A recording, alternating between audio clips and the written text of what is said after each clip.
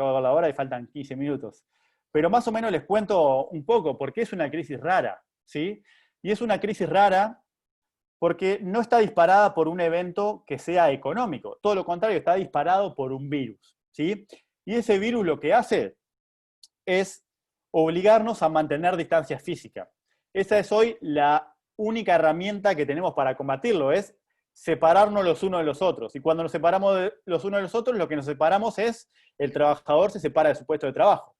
O sea que se interrumpe la producción porque las personas no pueden ir a trabajar, porque los comercios no pueden abrir sus puertas, porque no pueden recibir gente, porque los cines no abren, porque los aviones no despegan, ¿sí? Porque los barcos se quedan anclados. Y eso tiene que ver con la reacción ante el virus, ¿sí? Para frenar el virus, lo que hacemos es paralizar la producción. Y eso es lo que se llama en economía una crisis de oferta, ¿sí? Nosotros estamos acostumbrados a las crisis de demanda, ¿sí? La crisis del 2008 es una crisis de demanda. Una crisis de oferta puede ser por un terremoto, por ejemplo, que destruye las fábricas en una determinada región industrial, ¿sí? O puede ser por una guerra, porque también supone restricciones a la producción. El tema con la pandemia no es como una guerra donde vos tenés otras industrias que te compensan, ¿sí? Las industrias que paran, principalmente la industria armamentística, lo que te hace es, te compensa la producción de todas las industrias que se paralizan durante la guerra, o el terremoto, que es algo más localizado geográficamente. Vos tenés afectado un país o una región, pero no tenés afectada la producción de todo el mundo. Lo que hace el COVID es paralizar de forma sincronizada la producción en todas partes del mundo y no hay industrias que lo compensen. Entonces, por eso es raro, porque no hay herramientas desde el punto de vista de la economía para hacer que esa destrucción no ocurra. Por ejemplo, si es una crisis de demanda, que es como la crisis del 2008, que tiene que ver una solución con poner plata en el bolsillo de las personas. Si yo, en el marco de las restricciones a la movilidad y al cierre de las fronteras, por más que ponga toda la plata del mundo en los bolsillos de todas las personas, si esa persona no se puede comprar un pasaje de avión porque el avión no sale porque la frontera está cerrada, o no puede ir a la tienda a comprar porque la tienda no abre, porque no puede haber contacto cercano entre las personas, no sirve para nada. O sea que son muchas más limitadas las herramientas que como disciplina tenemos para enfrentar un shock por el lado de la oferta, por el lado de la producción, que es lo que genera justamente el coronavirus. Genera esa parálisis de la producción.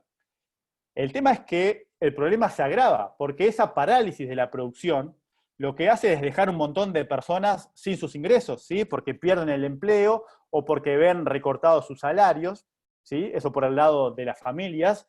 Y por el lado de las empresas lo que hace es generar dificultades porque las empresas no venden, no producen, empiezan a tener dificultades para pagar a sus proveedores, para pagar sus deudas, y empiezan a quebrar.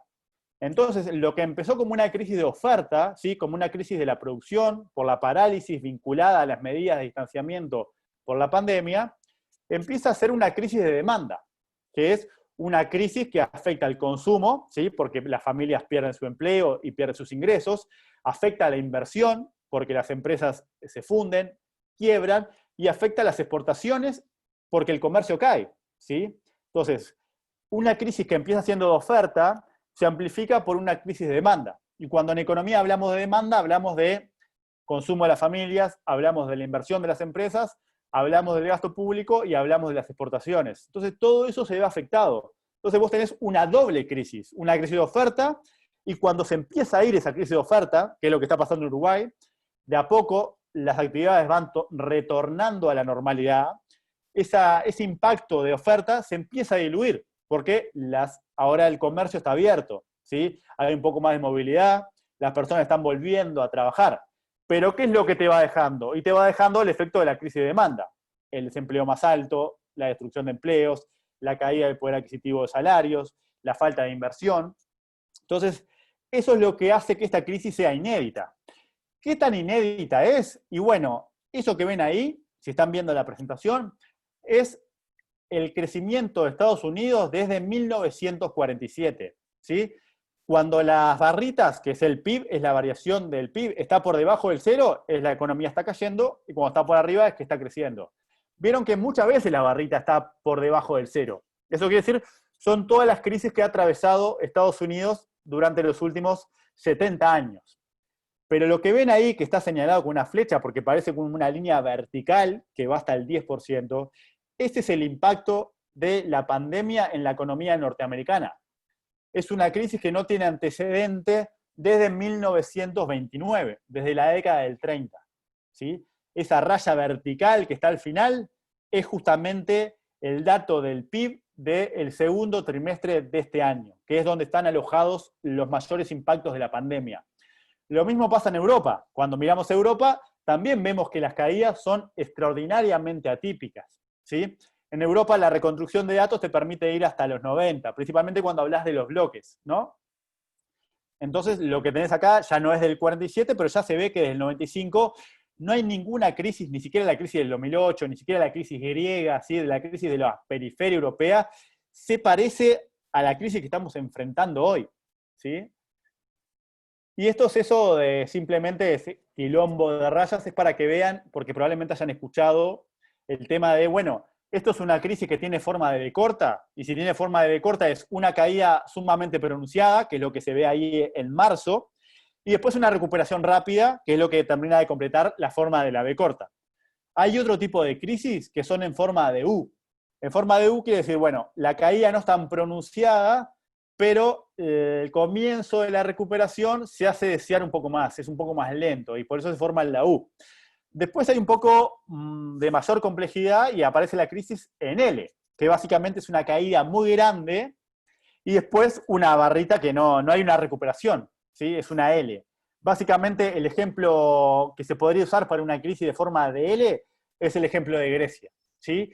Que hace más de una década no puede repuntar, ¿sí? O sea que es un ejemplo que está también tratado en el libro, porque es también una crisis sumamente profunda, una crisis humanitaria y una crisis con todos los problemas que tiene una economía que está completamente sepultada por más de 10 años. Entonces, lo que están mostrando los datos, que es lo que se ve ahí, es que hay una recuperación después del piso que se tocó en abril, pero que esa recuperación no va a ser en forma de V. O sea, no va a ser una recuperación rápida, podrá ser en forma de U o podrá ser en forma de L, pero si pensamos que la recuperación va a ser rápida, tan rápida como la caída, probablemente estemos teniendo una visión más optimista de las cosas. ¿Sí? Y eso es un poco lo que tiene que ver con lo extraordinario de esa caída. Entonces, si miramos en perspectiva, lo que ven en esta otra gráfica es, ahora no estamos viendo el Producto Interno Bruto de Estados Unidos, tampoco estamos viendo el de Europa, estamos viendo el del PIB mundial. Eso que ven ahí es la evolución del crecimiento de todos los países del mundo. ¿Sí? Lo que ven ahí en el 2010 más o menos, en el 2009, es la crisis financiera del 2008, que fue una crisis sumamente profunda. ¿Sí? Fue una crisis que movió un poco los cimientos de los paradigmas económicos. Sin embargo, lo que se ve en el gráfico es que el mundo casi no se enteró de la crisis del 2008, es esa barra que casi que está en cero, esa barra que desaparece ahí en el 2009. Lo que te muestra eso es que cuando vos mirás en el 2020 lo que se espera es una caída del 8%. O sea, si la crisis del 2009 en el mundo creció al 0%, en el 2020 el mundo caería al 8%. O sea que realmente no tiene antecedentes, porque lo que pasó en el 2008 fue también que la crisis financiera operó principalmente sobre Estados Unidos y sobre Europa.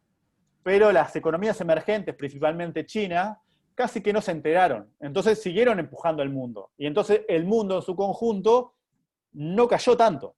El tema es que ahora el evento, el accidente económico, es sincronizado.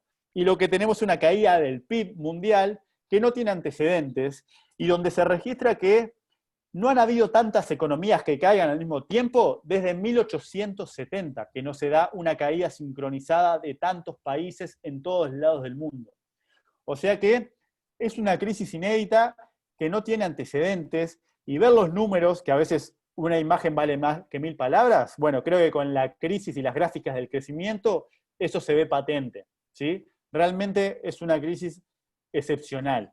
Ahora hay muchas cosas más que les puse en la presentación, porque no sabía cómo iba a ser la dinámica, pero que después si les interesan pueden escribirnos a mí o pueden escribir a Fin de Siglo y yo se las comparto. Es simplemente contarles un poco cómo nos encontró a nosotros la pandemia, ¿sí? Cuál fue el impacto durante el segundo semestre, que es el impacto más grande, qué es lo que Germán, podemos esperar. una Sí, cosita. A ver, Alicia Acuña está preguntándote algunas cosas, Pero además les quería decir a los participantes que cada uno puede habilitar su micrófono, eso está habilitado.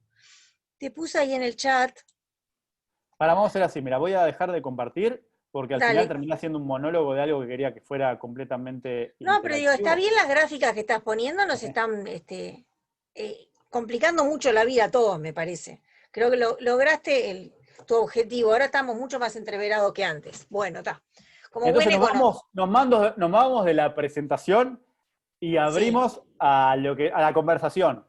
¿Sí? dale, porque Alicia Acuña quería hacerte una pregunta. Ahí va, ya estás con micrófono. Habla nomás, Alicia. En realidad soy yo, Ah, bueno, no es Alicia. Eduardo. No soy Alicia. No, Bueno, acuérdate, voy a hablar Estamos en de familia, quiero decir que estamos en familia. Es mi Pichi, ya suegro. nos vemos todos acá. Pero voy a hablar de la recuperación de la economía, que podía ser la forma de una U, una B corta, una L, ¿no?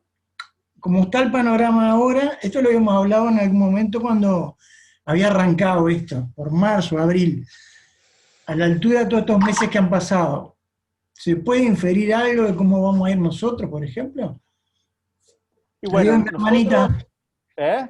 no, a mi hermana me está saludando. Nosotros la vamos a, por lo que se puede inferir, y si no tenemos un desborde sanitario, la vamos a sacar más barata en relación a otros lugares, porque la actividad volvió a la normalidad más rápido de lo previsto, ¿sí? Por un conjunto de factores que son extraeconómicos. Probablemente la baja densidad de población, el uso del transporte público, ¿sí? Muchas cosas. Imagínate una ciudad como Nueva York, que fue en donde nos agarró la pandemia, todo Sí, sí, sí. los vehículos para que el virus se expandiera, solamente el hecho de la densidad poblacional, de las distancias que uno tiene que transitar hacia su trabajo, ¿no? La movilidad urbana, no te digo ya cuestiones más tipo la BCG y otro conjunto de factores que hoy están detrás de ese éxito en la contención sanitaria, pero a vos lo que te permitieron es que esa primera parte de la película de la crisis del COVID, que es la paralización de la producción, sea menos grave que en relación a Argentina, por ejemplo, que es como un ejemplo al revés. Si Uruguay es un caso de éxito en la contención sanitaria en el mundo, Totalmente. Argentina es un caso de fracaso. Entonces, hoy en Uruguay lo que estamos viendo es el segundo impacto de la crisis, por lo menos para la mayoría de los sectores. ¿Sí? Obviamente hay sectores como vinculados al turismo, las fiestas, ¿sí? Bueno, las librerías, lo que podemos estar haciendo ahora presencial no lo podemos estar haciendo, pero mucha gente ya volvió a su trabajo. Cuando salís a la calle hay más normalidad y eso supone que el primer golpe, que en economía es el primer shock, que es el de oferta, haya sido ¿Qué ha mucho pasado? más corto en el tiempo que en otros países, como en Argentina que todavía siguen en cuarentenados. El tema que ahora lo que nosotros tenemos en Uruguay, a medida que desaparece ese primer golpe, que es el golpe de la paralización de la producción, empieza a jugar el otro golpe, que es el que yo contaba de la demanda. Es todas las personas que perdieron su trabajo, todas las personas que vieron su salario reducido, todas las empresas que hoy no pueden invertir, todas las exportaciones que no pueden salir del país porque hay problemas de comercio. Entonces, hoy en Uruguay lo que tenés es que se diluye la primera parte de la crisis, de ese evento raro que es el COVID, pero tenés la segunda. El tema es que hay muchos otros países que todavía están en la primera etapa. Por eso, cuando nosotros lo pensamos en Uruguay, y bueno, el mayor impacto de la crisis en Uruguay probablemente lo hayamos tenido entre abril y junio, que es en el segundo trimestre, que es cuando se dio el mayor cierre, ¿no? El mayor, cuando la gente se quedó en la casa. ¿Sí? No tuvimos cuarentena obligatoria, pero es donde la gente se asustó y efectivamente no fue a trabajar y no salió. Ahí es donde el golpe lo ves más y tuvimos una caída del 10%, que es una caída también. Recién en el primer trimestre del año 1983, en la crisis de la tablita, vos tenés una caída similar a la que tuviste hoy. Ahora, la estimación señala que en realidad Uruguay ya está creciendo. En el tercer trimestre de estos meses, la economía ya está creciendo. Y que cuando vos tomás el año en su conjunto, lo que vos vas a tener es una caída más o menos del orden del 4%. ¿sí? Que cuando vos lo mirás contra el 10%, contra el 12% de otros países, como Argentina, y es una caída mucho más pequeña. ¿Qué es lo que está ahí en el gráfico? No sé si ahora se ve la pantalla. Sí, sí, Sí, sí. perfecto. Sí, sí, perfecto. Y ahí lo tenés lo que te decía, cuando vos lo mirás la historia por trimestres, ¿viste? Esa caída es la que tuvimos nosotros en el segundo trimestre. Cuando vos lo mirás anual, es lo que tenés acá. En Uruguay, por ahora, vos tenés una caída del 4%, ¿sí? Que igual es una caída muy importante, ¿sí? Pero ya tenés en 2021, por ejemplo, una recuperación. Y eso tiene que ver con la dinámica del virus, con las restricciones que vos tuviste que tomar para contener la expansión del coronavirus. Como relajamos un poco más las medidas, la actividad fue volviendo a la normalidad y hoy lo que vos podés esperar cuando mirás el año es una caída mucho menos intensa que en relación a otros países de la región y que a otros países del primer mundo, como Estados Unidos o Europa, ¿sí? Pero que la economía, aparte, vuelva a crecer en el 2021, que eso es importante, no quiere decir que la recuperación y que la situación de las personas vaya a mejorar cuando mejora el registro puntual del PIB, ¿sí? Porque los problemas de empleo, que es lo que se muestra en esta gráfica, van a perdurar mucho más allá de la recuperación que está prevista para el Producto Interno Bruto del 2021, ¿sí? Sí, sí, sí. Y eso me lleva a otra cuestión, que básicamente es las limitantes que tiene el PIB como medida del bienestar de un país, como medida privilegiada del éxito que tiene una economía, ¿sí? Para compararla con otras. Que eso también es una parte del libro, que básicamente lo que hace es poner sobre la mesa o atacar el PIB, que es el indicador más usado por los economistas para justamente aproximarte a la evolución o al éxito de un país. Entonces, Y muy viejo ya. ¿eh? Y muy viejo ya como indicador también, ¿no? Y muy viejo, tiene 80 años. Sí, por eso.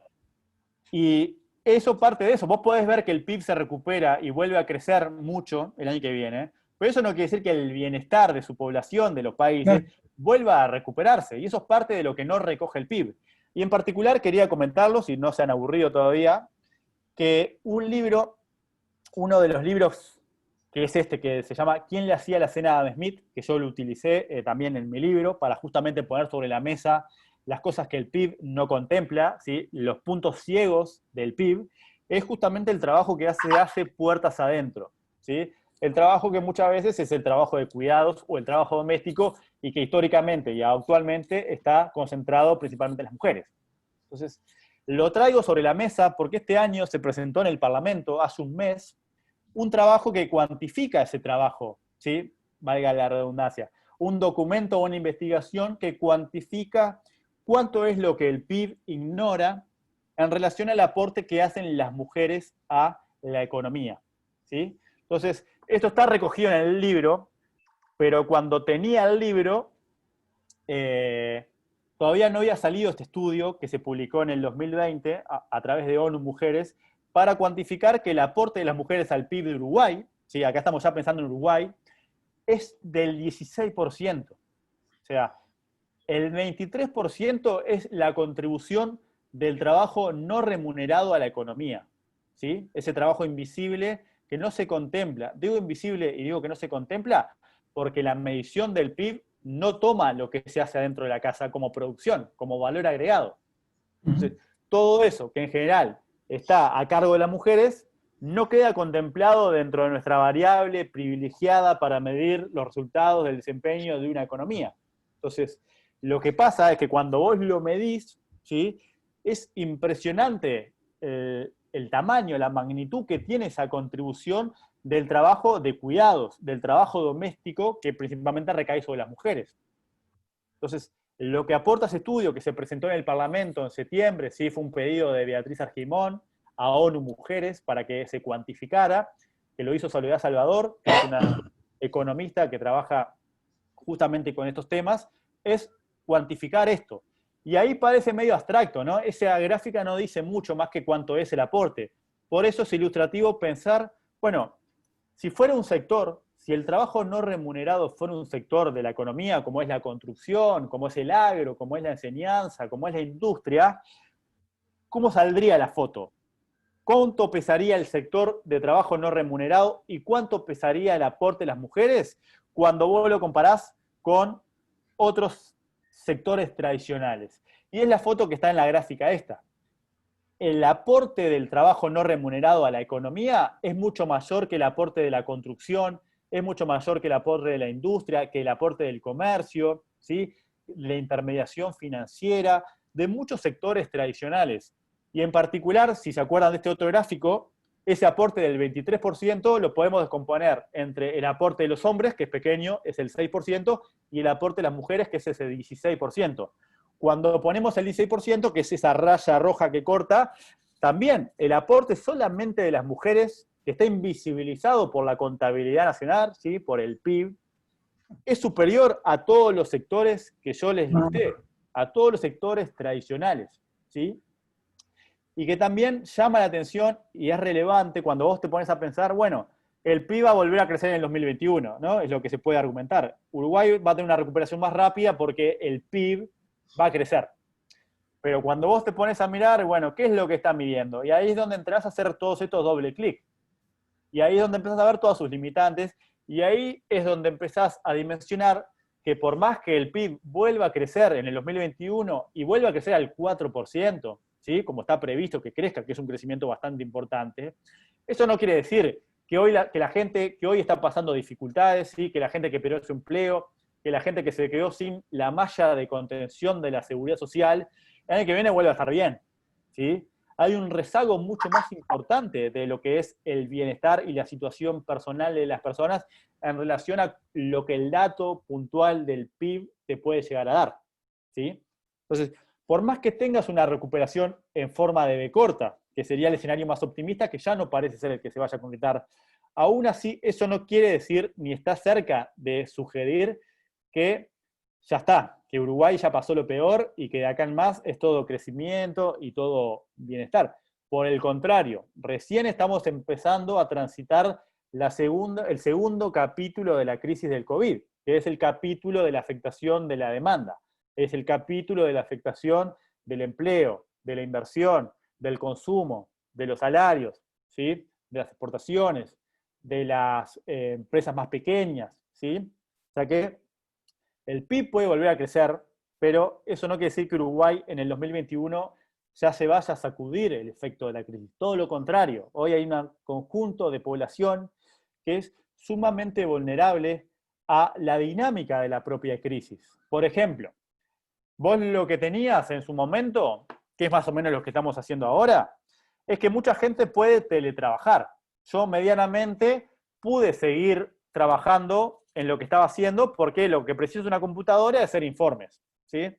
Entonces, el teletrabajo a mí me permitió seguir trabajando. O sea que en ese contexto de cuarentena y de restricciones a la movilidad, hay una parte muy importante, o por lo menos importante de la población, que pudo seguir trabajando medianamente bien mediante el uso de la tecnología y por ende no perdió su trabajo. Pero ¿qué es lo que pasa con el trabajo remoto, con el teletrabajo? Es que tiene un sesgo a favor de las personas más calificadas, ¿sí? De los que tienen estudios terciarios, de los que tienen la capacidad de trabajar haciendo informes que probablemente nadie lea, como a veces hacemos, ¿sí? Pero eso tiene un sesgo por formación. Las personas de menor formación y por ende en general con el correlato de menores ingresos no tuvieron la capacidad de poder continuar trabajando durante los meses donde las restricciones a la movilidad fueron fuertes. Esa gente perdió el laburo, ¿sí? Esa gente perdió el ingreso.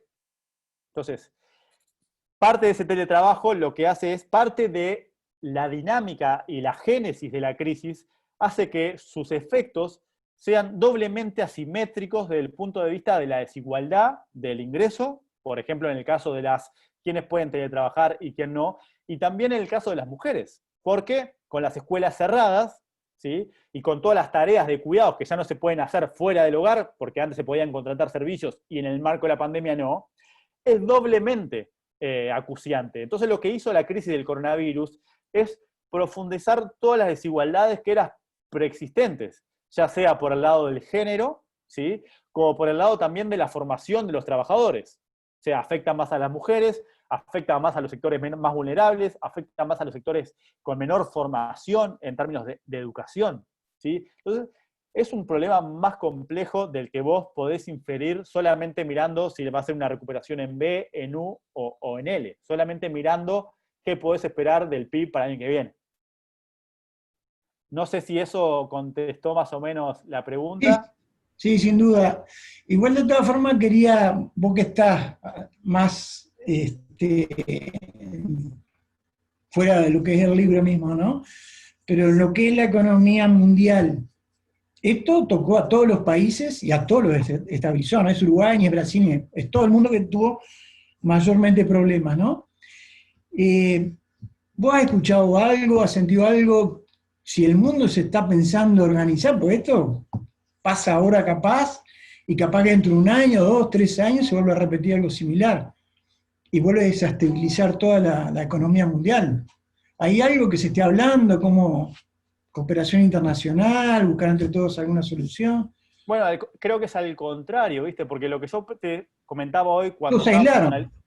analizando todo ese orden, ¿viste? El orden ese de la posguerra que estaba vinculado al consenso sobre la importancia que tiene para los países cooperar y para la gente Claro, cooperar y tener países de fronteras abiertas, que sean receptivos a la migración, ¿sí? Porque los migrantes traen un montón de talento y un montón de capacidades y un montón de otras cosas que son positivas para el crecimiento de una economía. Y hoy eso está desafiado y hoy el mundo al riesgo que vaya para otro lado. Trump es el ejemplo más notorio de eso. sí, La sí. guerra comercial es el ejemplo más notorio. Por eso la crisis esta, que es tan peculiar, porque está desatada por una pandemia, por un virus que no tiene nada que ver con la economía, es doblemente grave, porque ya te agarra en un mundo donde los principales países, ¿sí? Los que tienen realmente poder de decisión sobre la marcha hacia adelante, hoy están en manos de tipos como Donald Trump, de tipos como Le Pen en Francia, de movimientos extremistas anti-migración, ¿sí? Anti-globalización, anti-integración, y lo que menos quieren es lograr una solución consensuada que atienda esa situación, porque es verdad, con la globalización y la cooperación, hay ganadores y hay perdedores, ¿sí? Esos que hoy estaban en Estados Unidos trabajando haciendo autos y que hoy no porque los hacen en México, y bueno, para ellos no es una solución un mundo cooperante, porque justamente el mundo cooperante hace que su trabajo se desplace a otro lugar y quedar desempleado. Sin embargo, hay un montón de otras opciones que suponen arreglar, entre comillas, la globalización para que beneficie a todos. Pero creo que no es hacia donde el mundo fue, porque lo que el mundo fue hacia más proteccionismo, hacia más tipos reaccionarios, hacia el cierre de fronteras, hacia la demonización del inmigrante, ¿sí? Como alguien que viene a sacar tu trabajo, a bajarte el sueldo, o a traerte un virus, para ponerlo todavía en un poco más de perspectiva. Entonces, hoy te agarra ya el mundo en una parte jodida porque vos estás en ese momento bisagra o en ese punto de inflexión donde las reglas que a vos te trajeron 70 años hasta acá, hoy ya no están funcionando. La guerra comercial entre Estados Unidos y China es muestra de ello. Y eso comenzó mucho antes de la pandemia, pero se generó acá. ¿Cómo se refiere Trump a esto? Como el virus chino. O sea, ¿cómo eso puede ser la base para una mayor cooperación hacia adelante? Todo lo contrario, lo que sienta la base es para que todo esto se desintegre más. Que el Reino Unido haya decidido desvincularse del proyecto de la Unión Europea, que en su origen era un proyecto noble, porque básicamente era, bueno, por ponerlo en palabras desprolijas, pero tuvimos un siglo XX de mierda, ¿sí? Tuvimos un montón de guerras entre nosotros, ¿sí? Tuvimos muchos enfrentamientos, dejemos eso atrás, unámonos, ¿sí? Hagamos una gran zona de intercambio comercial donde las personas se puedan mover libremente, donde los capitales se puedan mover libremente, donde incluso tenemos la misma moneda, que es el euro, ¿sí? Es un noble proyecto de integración que venía a subsanar décadas de conflictos sumamente traumáticos que fueron los del siglo pasado. Y hoy, para muchos, ya la integración no es la respuesta. Por eso es que Reino Unido decide irse, porque para ellos tener a Grecia, tener a Portugal, tener a Irlanda, tener a España, a todos ellos que llaman la periferia despectivamente, ¿sí? Los cerdos, por los pigs, por las siglas de cada país, es algo negativo, ¿sí? Donde de vuelta, la migración no es algo bueno, nos sacan los trabajos, nos sacan las oportunidades. Entonces, desde ese punto de vista, no sé qué tan optimista o qué tan pesimista se puede ser y qué tan sobre la mesa están las soluciones que buscan arreglar los males de la globalización en lugar de dinamitar las cosas buenas que también podía tener ese proceso. Y yo creo que también uno a veces tiende, o por lo menos es mi caso, y eso es personal porque es mi forma de cómo lo percibí, creo que también pasó, es que probablemente nos hayamos encandilado mucho hace unos meses con todas las cosas buenas que podían generarse o que podían nacer de un evento tan traumático como la pandemia, ¿no? La revalorización de los humanos, de las relaciones entre las personas, del medio ambiente, ¿no? Todas esas fotos que aparecían, ¿se acuerdan? Hace unos meses, de que los lagos volvían a ser más cristalinos, de que las personas volvían a estar como en contacto con sí mismas, en ejercicios introspectivos. Todo esto que en su momento parecían ideas como sumamente lindas para abrazar, ¿no? Esperanzadoras, de que efectivamente la pandemia generara un punto de inflexión para cuestionarte un montón de cosas en relación a la forma en que vivimos, a la forma en que consumimos, a la forma en que contemplamos qué es el éxito de las personas en la vida, ¿sí? Hace unos meses estaban más sobre la mesa esos temas. La pandemia va a hacer que valoricemos más nuestros contactos con las personas, con la familia, con nuestras parejas, va a valorizar el trabajo invisible de los cuidados, ¿sí? Lo que hacen las mujeres, va a visibilizar la importancia de la contaminación, del medio ambiente, de la polución, del transporte, de todas esas cosas que no estaban siendo cuestionadas antes y que la pandemia te hace cuestionar ese modelo, pero que hoy ya no parece que vaya a ser un punto de inflexión tan grande como para llevarnos a ese mundo más utópico, donde todos llegamos a ver los valores más nobles de la persona, del ser humano, reflejados en el mundo del 2021. Que era como una esperanza que parecía tener lugar dado lo disruptivo, dado lo grande de lo que es la situación actual. Y eso hoy parece que en realidad, con algunos ajustes, y vamos a volver al mundo que teníamos en el 2019, a no haber cambios tan sustanciales en la forma en que producimos, en la forma en que nos alimentamos, en la forma en que tratamos la relación con el éxito, la relación con las personas, ¿sí? Es un poco más bajón pensarlo así, pero probablemente también nos hayamos encandilado demasiado con las puertas a un nuevo mundo, generadas por ese colapso que tuvimos. Pero habrá que ver, digo, en definitiva, vos podés proyectar un mundo ideal, pero si nadie hace nada para llegar a eso, y bueno, el mundo se va a mover por la inercia y se va a seguir moviendo por los mecanismos y engranajes por lo que se movía antes. Y eso parece ser lo que va a pasar. Hace unos meses capaz que teníamos una visión más esperanzadora de cómo la pandemia, ¿sí?, nos iba a hacer reflexionar sobre nuestro lugar en el mundo, incluso por ponerlo en términos todavía más abstractos, en términos más ambiciosos, ¿sí? Y hoy no parece ser que vayamos a ir a un mundo, a volver a un mundo diametralmente distinto. Bueno, Germán, ¿qué te parece si vamos redondeando? Están preguntando si la información que estás brindando, esta presentación, se puede compartir, ¿no? ¿Sí? La charla está siendo grabada, entonces, por un lado, nosotros después vamos a poner en la web de Fin de Siglo las grabaciones de las diferentes presentaciones, y si te parece bien, nos estarías mandando esta presentación, este PowerPoint, para compartir, porque ya nos complicaste la vida, ¿no? Acá veníamos a que vos nos dieras respuestas y nos dejaste aún más preocupados de lo que estábamos, Germán. Esto así no vale. Si querías respuesta, no. Yo quiero decir algo a Germán. Dale, Graciela, ¿cómo no? Desde España, que a mí no me dejó más complicada, que a mí me dejó súper clara la visión para yo poder a su vez transmitir a otros las dudas inmensas que tienen. Y fue muy global y abarcó todos los puntos necesarios como para poder comprender por dónde va. Solamente me faltó algo que tiene que ver con que este mundo los mueven los poderosos caballeros don dinero, y a partir de eso es que se dan estas cuestiones también de hacernos creer por dónde vivir la pandemia, que no es tal pandemia tampoco. Eso nada más. Eso es más o menos lo que decíamos, con que uno a veces Correcto. pensó que podía ser la excusa como para dejar de que el mundo fuera decidido por ese tipo de persona que vos señalás, y que hoy parece menos probable. Pero si querían respuestas, no es con un economista. Hay tantas respuestas como economistas, lo cual es grave. No es con nosotros. El problema es la realidad que no se comporta como debería, ¿no? Ese es el grave problema de todo esto. Tal cual. Por eso la economía se benefició mucho de abrir sus puertas hacia el aporte de otras disciplinas, principalmente disciplinas más blandas, no la física y la matemática, donde la economía sacó mucho. Y donde la economía aparte sacó su soberbia en relación a otras ciencias sociales. Como tienen un componente más matemático, un componente más físico, somos más exactos que la sociología, por ejemplo, ¿no? Hay algo de soberbia en la economía, hay algo de soberbio en los economistas, principalmente que viene por ese lado.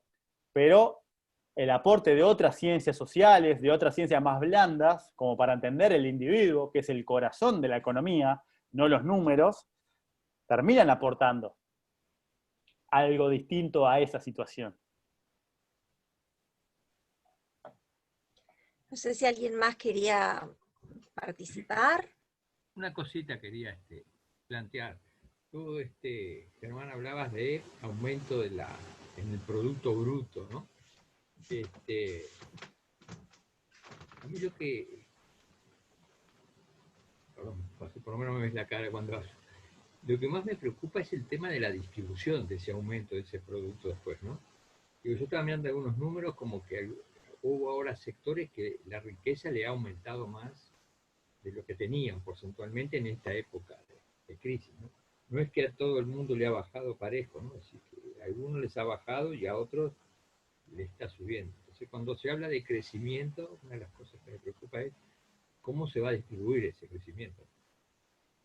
No tendríamos que estar haciendo futurología, ¿no? No, pero creo que básicamente lo que yo comentaba también con las limitantes de la medición tradicional del crecimiento a partir del Producto Interno Bruto, era justamente que no recoge cómo se distribuye ese crecimiento entre las distintas personas, cómo ese crecimiento se utiliza para atender las necesidades más humanas de las personas, cómo se distribuye para atender a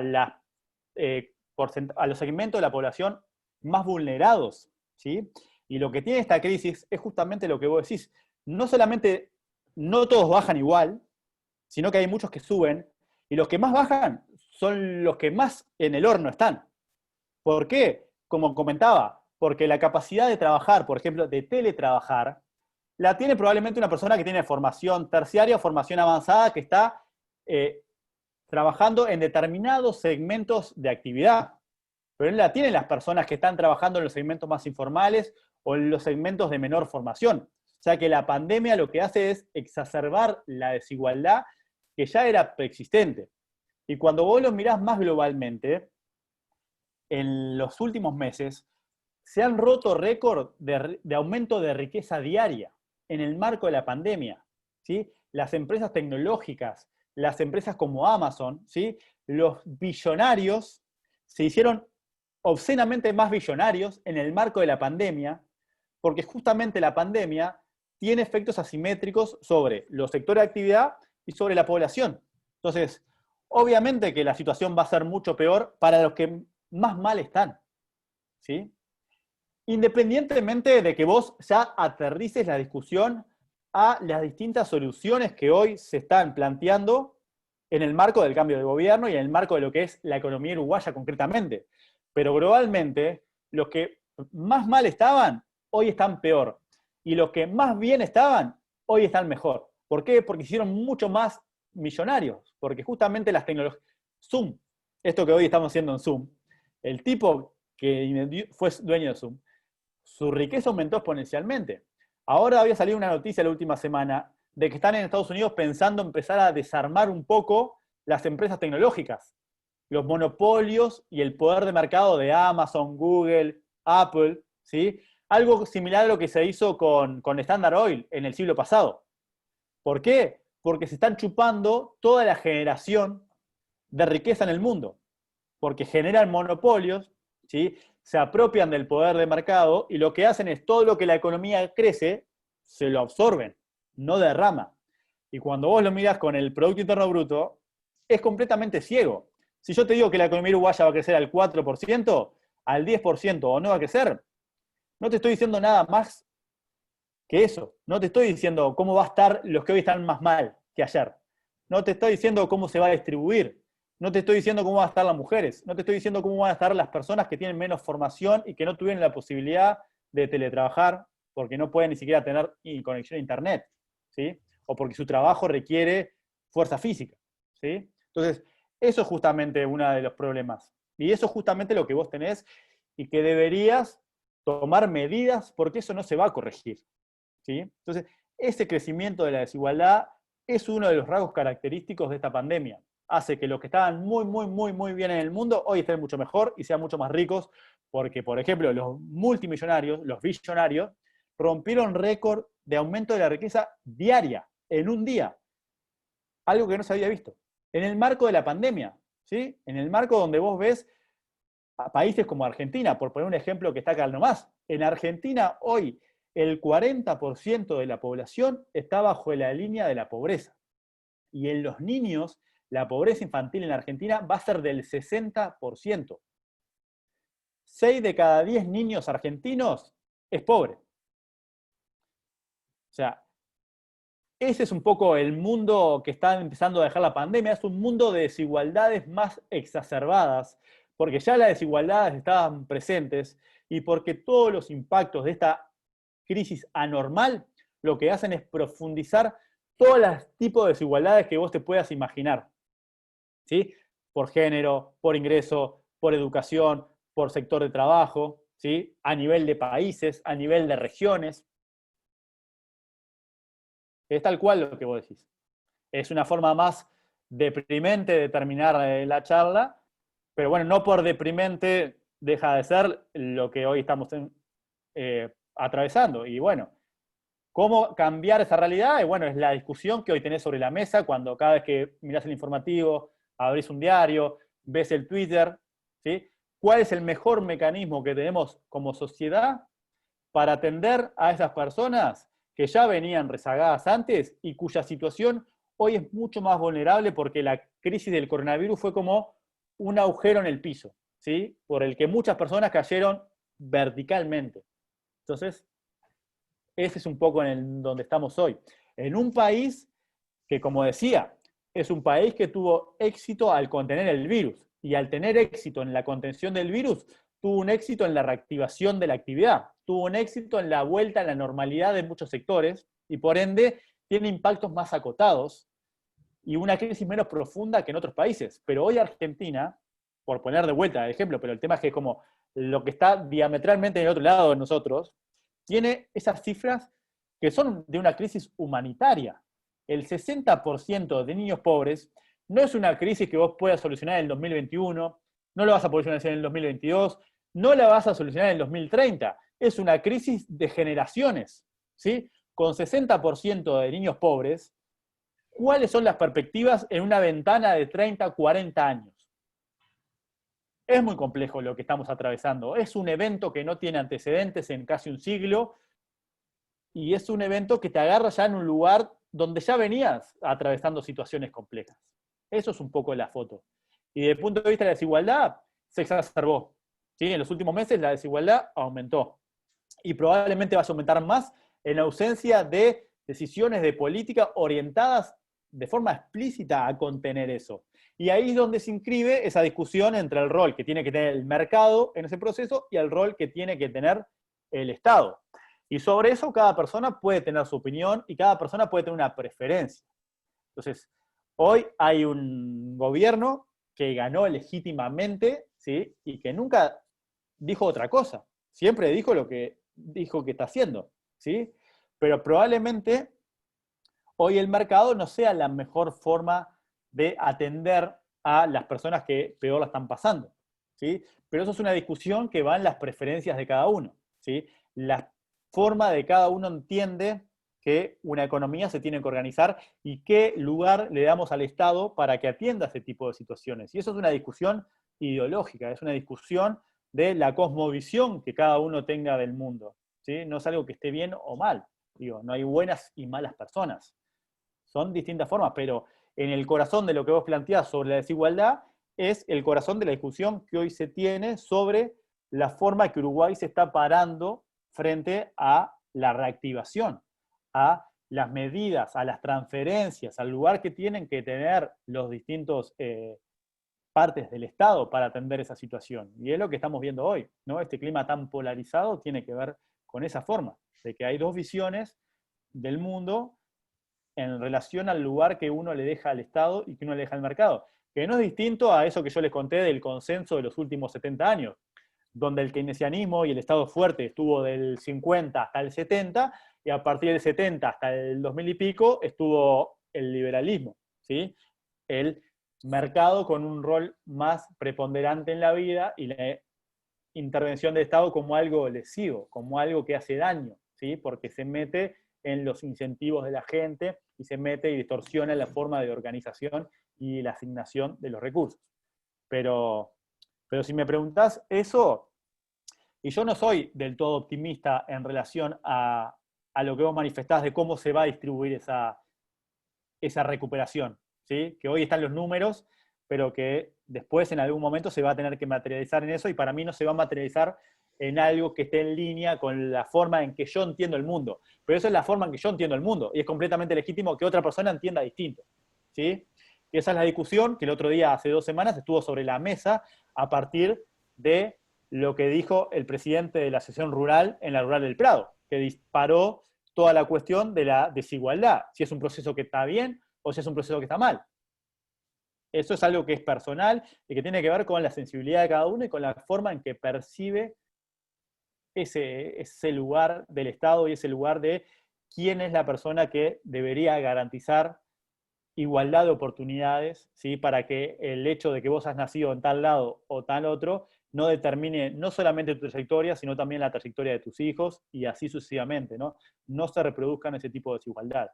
Y en eso estamos, en esa discusión sobre la desigualdad que estuvo perfectamente manifiesta hace 2 semanas, cuando el presidente de la ABRU puso sobre la mesa que la desigualdad de ingresos es algo que está bien, porque si no, no hay incentivos para que la gente progrese, ¿no? Pero sobre esas cosas hay tantas opiniones y tantas preferencias como personas se sienten a pensarlo. Yo tengo mi opinión particular. Una pregunta fue una inquietud que tengo, ¿no? Que sí, pero da para horas conversar. No, Sí, tal cual, tal cual. Pero viste que hoy Eh, se empieza a discutir sobre esas cosas, al punto de que los últimos 2 semanas la discusión sobre la desigualdad estuvo en casi todos los programas, ¿sí? Disparada por este tipo de concepciones sobre el rol que tiene la desigualdad en los procesos de crecimiento de una economía.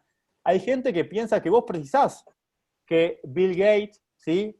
O Jeff Bezos, que es el dueño de Amazon, sea obscenamente rico para que todos seamos un poco más, estemos un poco mejor, ¿no? Esa teoría del derrame, del goteo, de que si vos empezás a imponer sobre la riqueza, ¿no? Si empezás a censurar ese proceso por el cual una persona se hace extraordinariamente y obscenamente rico, ¿sí? Como los líderes de las empresas tecnológicas de Estados Unidos, vas a ir en detrimento del crecimiento de un país, ¿sí? Esa es un poco la discusión. Hay gente que realmente piensa que vos tenés que tener una desigualdad obscena para que todos estemos un poco mejor, porque si eso están obscenamente bien, algo te van a derramar a vos por la teoría del goteo. Pero, de vuelta, hay gente que piensa eso, hay gente que no, hay gente que puede apoyarse en determinada evidencia para sostener lo que piensa, hay gente que puede apoyarse en otra. Yo no comparto esa visión y estoy, creo que, compartiendo tu inquietud y tu preocupación con lo que vos pones sobre la mesa. Más que goteo, a mí me gustaría que hubiera una llovizna, ¿viste? Exactamente. Pero bueno, el tema, la discusión es esa. Es, ¿qué tenés que hacer para que haya una llovina y no un goteo? ¿Tenés que dejar que el mercado funcione solo? ¿O tenés que vos hacer que esa llovina, que ese goteo sea un poco más intenso? No te digo llovina, pero un poco más.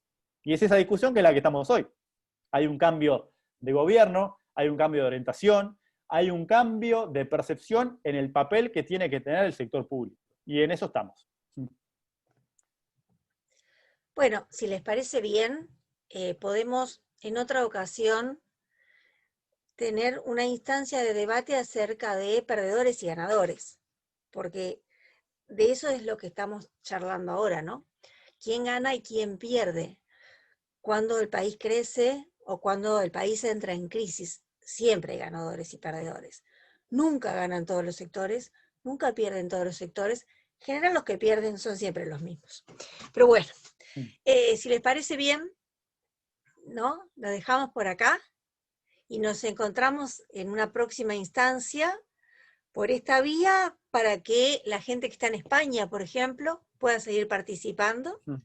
Y también, de forma presencial, seguramente el mundo va a incorporar estas herramientas, seguramente vinieron para quedarse, porque tienen mucho de bueno, tienen de bueno poder compartir instancias con personas que pueden estar en cualquier parte del planeta. Y eso es lo que tenemos que tomar, o sea, de esta crisis, eso nos va a quedar como parte buena para aquellos que podemos tener acceso a Internet, a una computadora, a los que seguramente gracias al Plan Ceibal en Uruguay han tenido una capacitación digital que de otra forma hubiera sido absolutamente imposible. O sea, la brecha digital que de alguna forma el Ceibal logró mitigar, hoy se está viendo. De lo contrario, no estaríamos pudiendo dar clases a ningún nivel a distancia. Eso sería totalmente imposible. Por lo menos, solo lo estaría dando a aquellos chiquilines que pertenecieran a las clases ya más acomodadas. Así que bueno, se abrió, ¿no?, toda una línea de debate que me parece que está buenísima, y podemos ir armando otra charla. ¿No te parece, Germán? Cuando quieran. Y el próximo libro del mundo entreverado por el cobicho me encantó. Ya, eso ya está. Va con el bárbaro. nombre. Sí. La segunda entrega estaba genial. Bueno, muchas gracias a todos. Muchas gracias. Germán, entusiasta como siempre. Buenas noches, que pasen todos muy bien. Buenas noches.